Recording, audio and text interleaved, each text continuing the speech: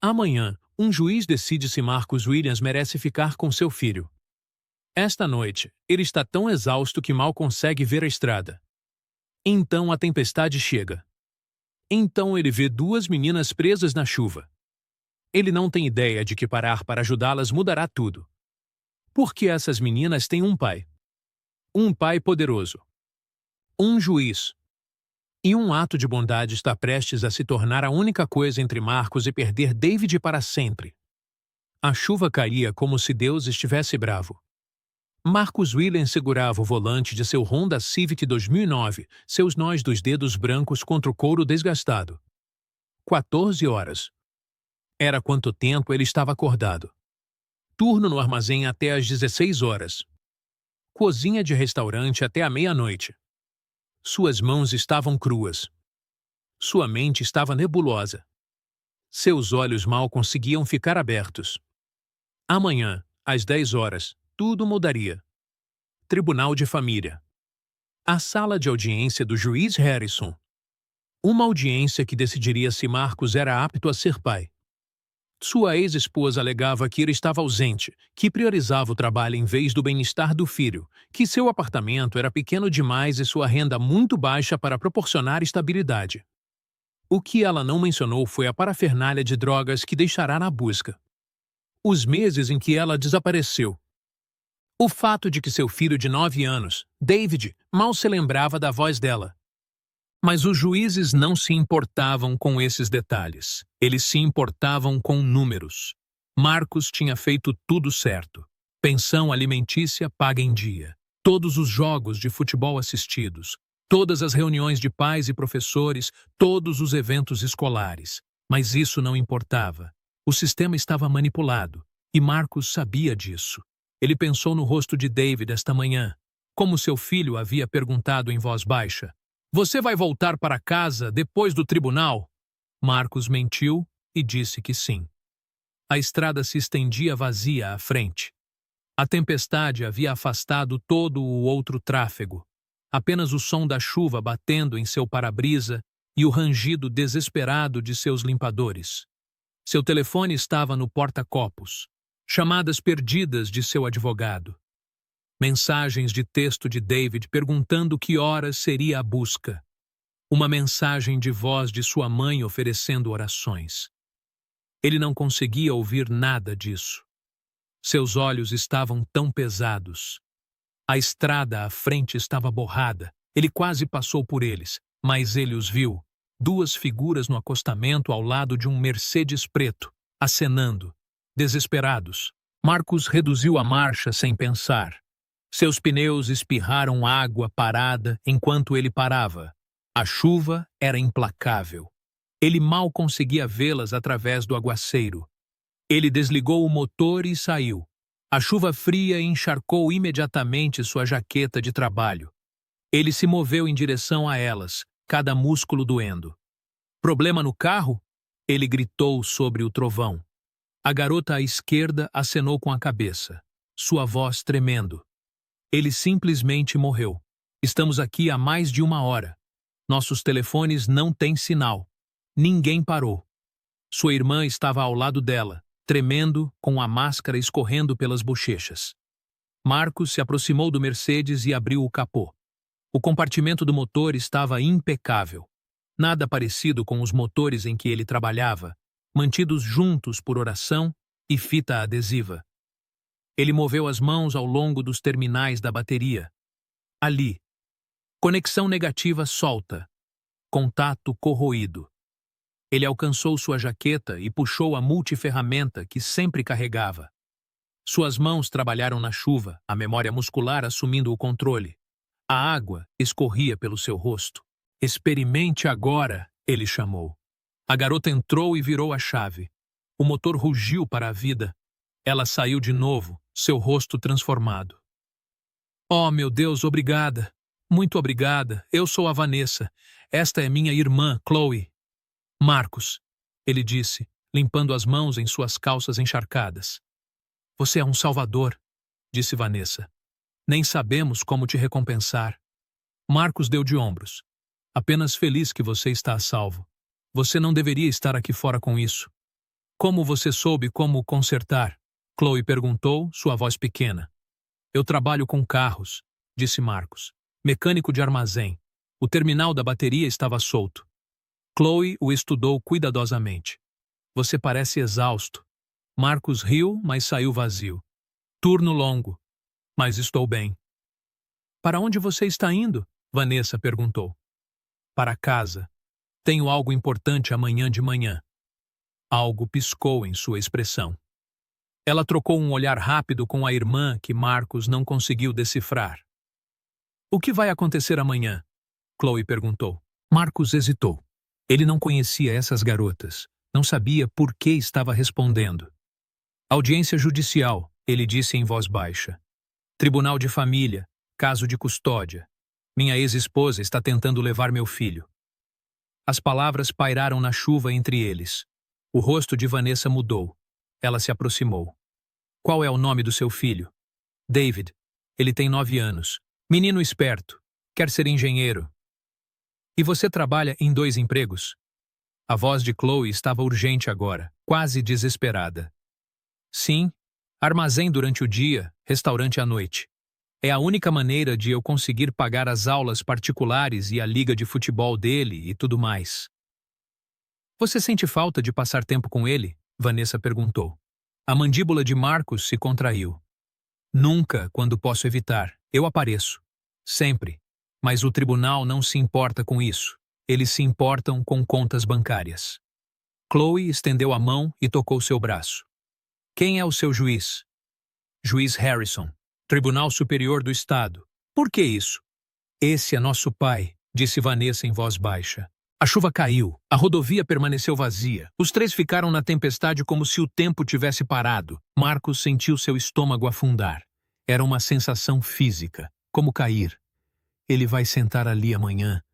Vanessa continuou, sua voz tremendo. Atrás daquele banco. E ele vai ver seu arquivo. E ele não vai ver você. Ele nunca nos viu, não realmente. Ele fornece dinheiro, mas não se fornece. Ele perdeu nossa formatura, Chloe acrescentou. Ele perdeu nosso 18º aniversário. Ele é juiz há 23 anos e é muito bom em seguir procedimentos, mas não é muito bom em ver pessoas. Marcos deu um passo para trás. Eu não posso, isso não está certo. Ele não pode saber que nos encontramos. Não será justo. Justo? A risada de Vanessa foi cortante. Marcos, o sistema não é justo. Informação é o que importa. E agora, ele precisa saber quem você realmente é. Eu parei porque era certo, Marcos disse. Não para impressionar ninguém. Sabemos disso, disse Chloe. É exatamente por isso que vamos contar a ele. A viagem para casa foi surreal. Marcos estava em piloto automático, a conversa se repetindo incessantemente. Ele havia cometido o maior erro da sua vida? Ou era algo diferente?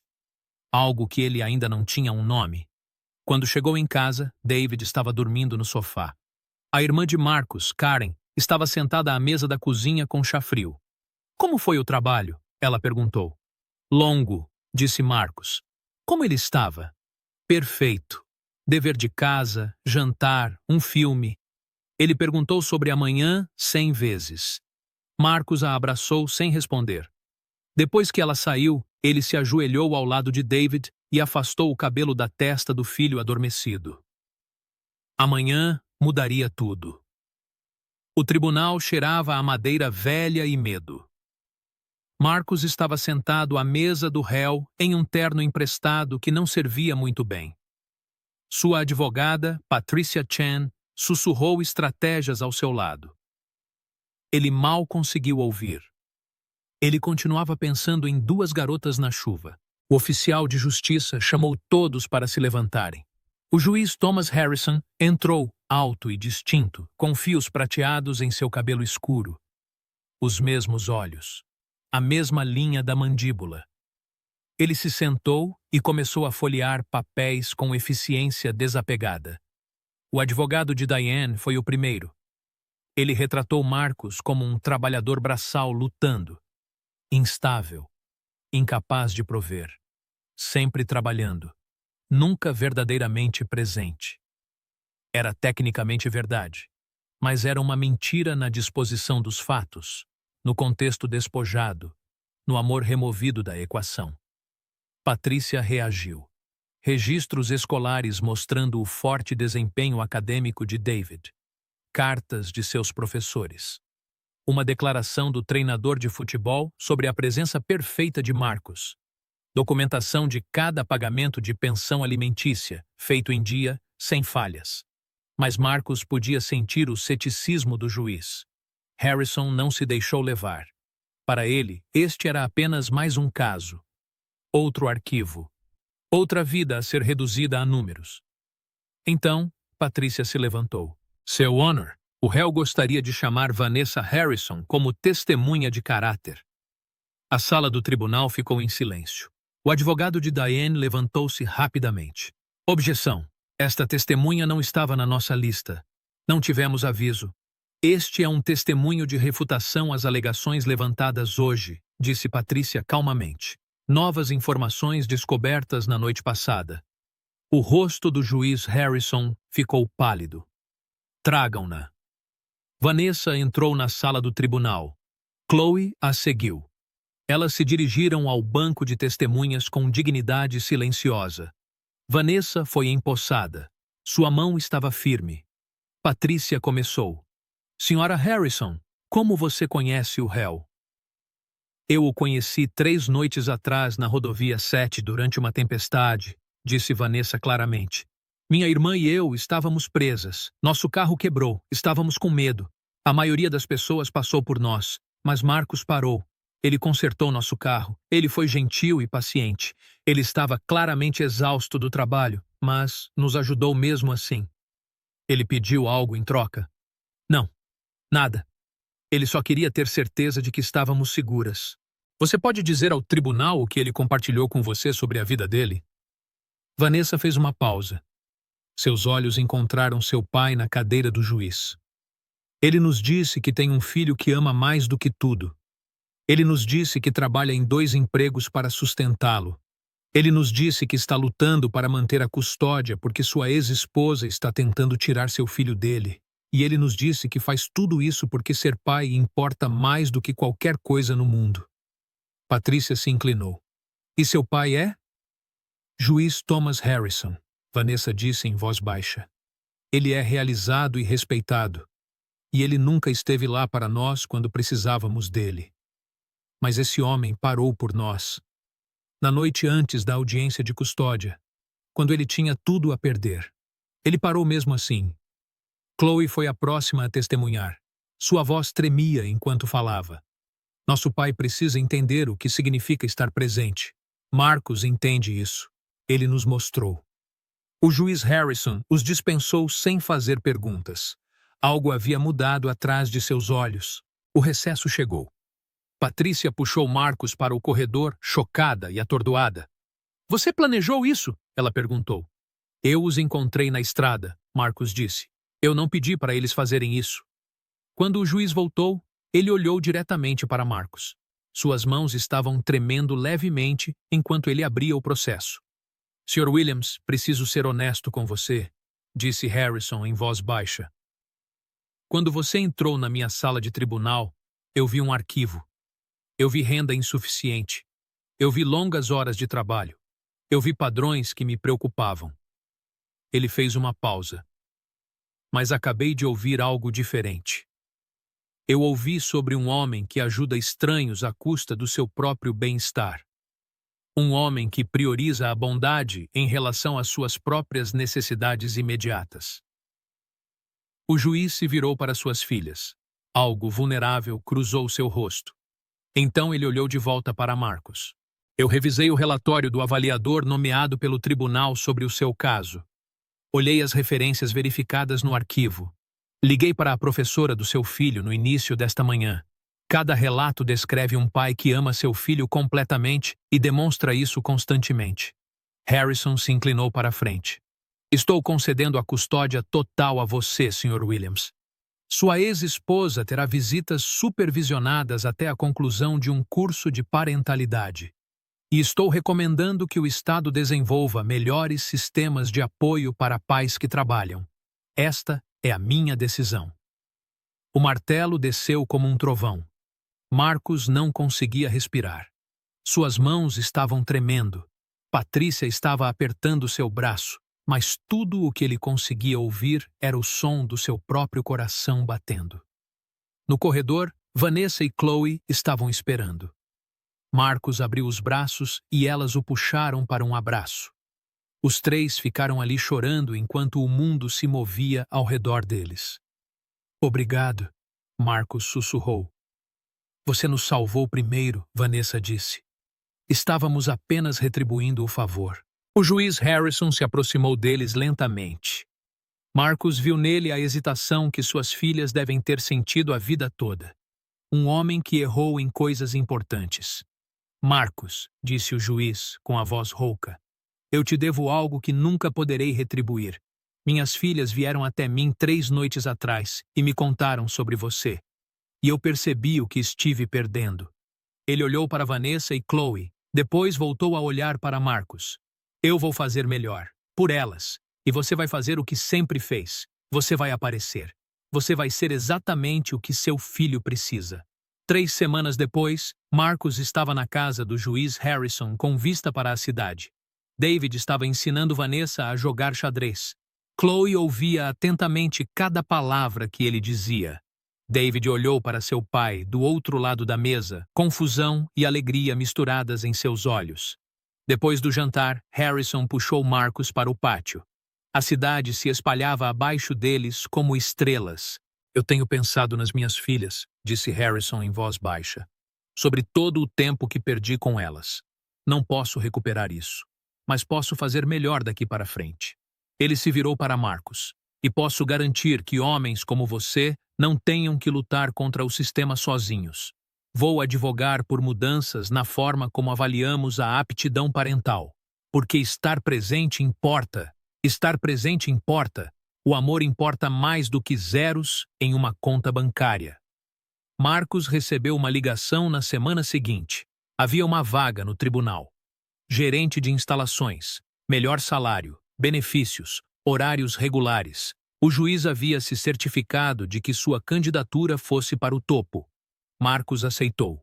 O jantar se tornou uma tradição semanal. David e o juiz Harrison construíram uma casa na árvore juntos. Vanessa ajudou Marcus a entender tecnologia. Chloe ensinou David a pintar. E lentamente, com cuidado, o juiz Harrison aprendeu o que significava estar presente para suas filhas. Uma noite, David perguntou ao pai, por que os Harrisons querem passar tempo conosco? Marcus largou a caneta e puxou seu filho para perto. Porque às vezes as coisas mais gentis que fazemos pelos outros voltam para nós quando mais precisamos delas, disse Marcus. Eu os ajudei uma vez, e eles me ajudaram. Agora estamos todos nos ajudando. Isso é o que significa família. Não é apenas sangue. É estar presente. É escolher uns aos outros. É estar lá. David acenou com a cabeça como se entendesse a simples verdade que os adultos costumam complicar com medo e dúvida. Marcus olhou para a chuva começando a cair novamente e pensou naquela noite na rodovia 7, quando tudo mudou. Uma escolha de parar quando poderia ter continuado dirigindo. Uma decisão de ajudar quando ele mesmo estava se desmoronando. Às vezes, as pessoas que você salva são aquelas que te salvam. Às vezes, um ato de bondade se torna a base de uma vida completamente nova. Às vezes, quando você está presente para os outros mesmo quando está mal, o universo se apresenta para você de maneiras que você nunca esperou. Marcus Williams aprendeu isso em uma tempestade, e ele nunca vai esquecer. Então, se você está assistindo a isso agora, lembre-se disso. A bondade importa, estar presente importa. Uma escolha na chuva mudou tudo, e pode mudar a sua também.